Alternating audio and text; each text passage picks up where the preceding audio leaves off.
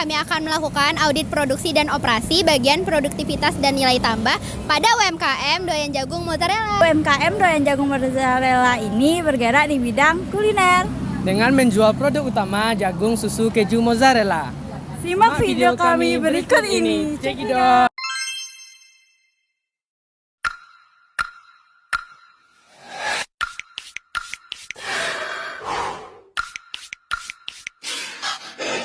Halo Kak, sebelumnya perkenalkan kami dari UNAN, dari mata kuliah SPPMA. Aku Arafa dan bersama teman aku namanya Nova. Kami di sini mau wawancara kakak mengenai audit produksi di Doyan Jagung Mozzarella ini Kak. Sebelumnya kami mau nanya nih Kak, apa sih latar belakang kakak di dalam mendirikan usaha ini? Perkenalkan, nama saya Fani, usia 19 tahun. Saat ini mahasiswi aktif di UPI PTK Padang.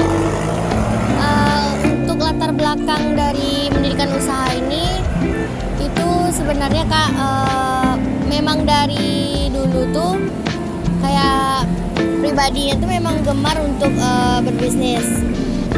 Kemudian dari orang tua pun memang berdagang. Jadi memang jiwa-jiwa dagangnya itu ya udah ada.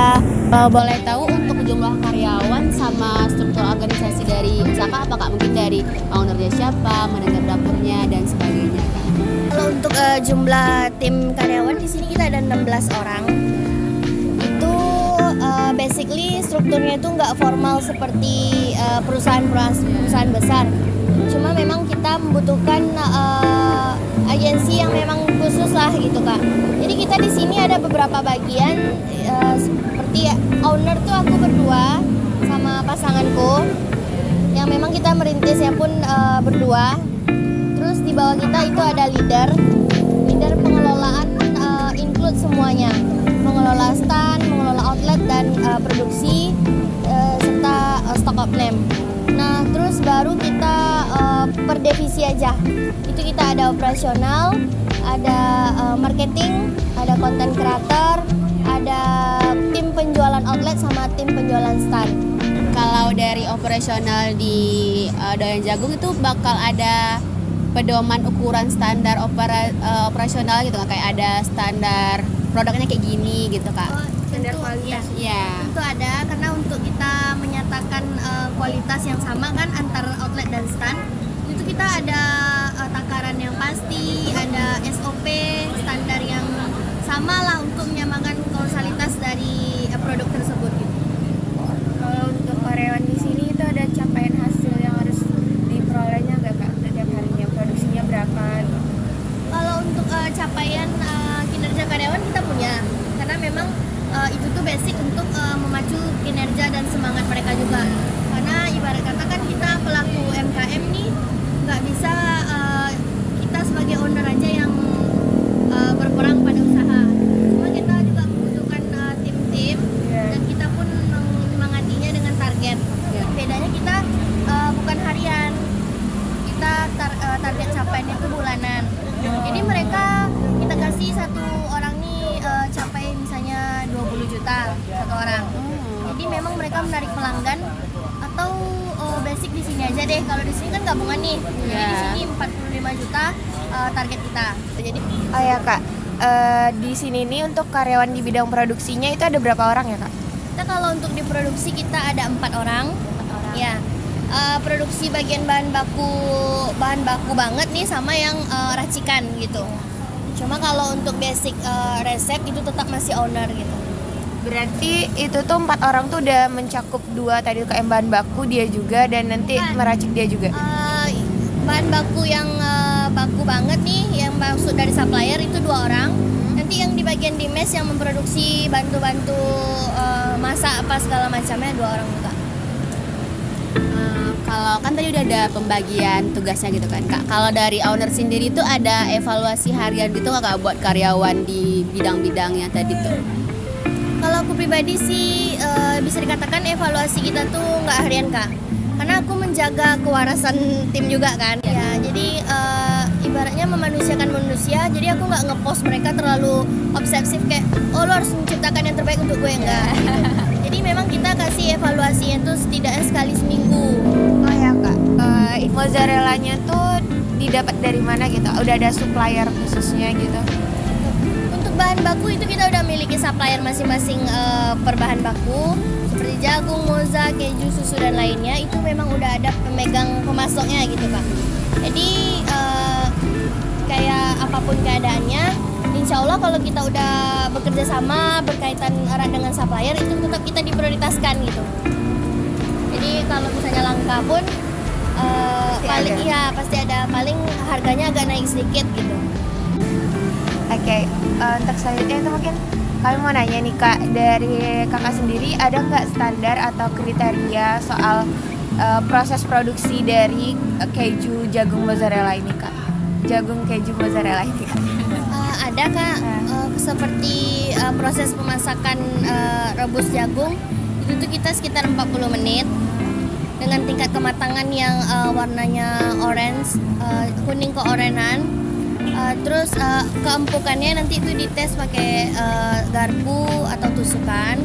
Terus kalau untuk adonannya itu kembangnya itu sampai kembang pipih, maksudnya itu seperti dikatakan dia nyusut enggak, terus dikatakan jangan sampai dia berbusa gitu Kak.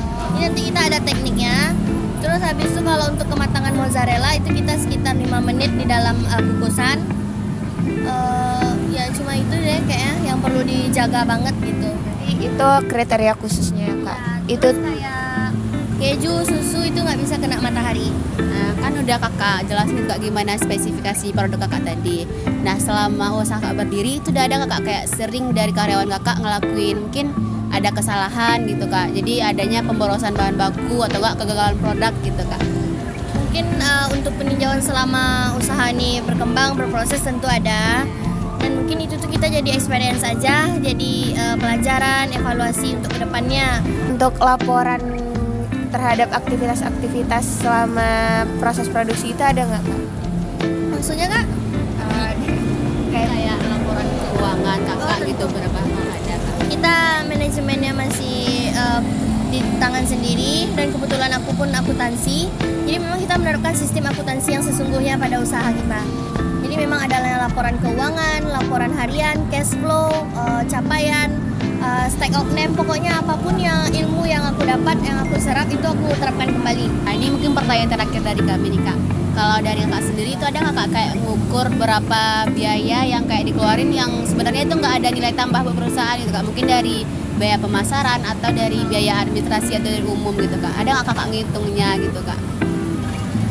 Ada. Itu memang ya bisa dikatakan itu biaya pemasaran. Di sini saya akan menyampaikan kondisi dan kriteria dari hasil wawancara kami di outlet doyan jagung mozzarella. Yang pertama itu, tidak terdapatnya instruksi tertulis atau prosedur tertulis dalam pemeliharaan dan jadwal perawatan setiap peralatan, sehingga karyawan tidak mengetahui secara pasti untuk merawat atau membersihkan setiap peralatan produksi. Yang kedua, terbatasnya jumlah peralatan yang tersedia dalam proses produksi dan operasi, sehingga waktu pelaksanaan produksi tidak sesuai dan terdapat komplain dari customer. Setelah kami melakukan audit pada doyan jagung mozzarella, kami menemukan beberapa sebab akibat dari permasalahan di audit tersebut.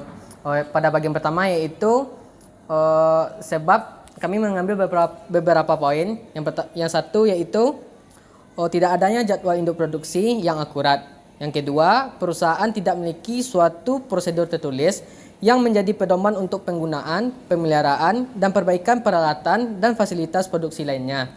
Yang ketiga, perusahaan tidak menggunakan teknologi dalam proses produksi, hanya menggunakan kerja manual.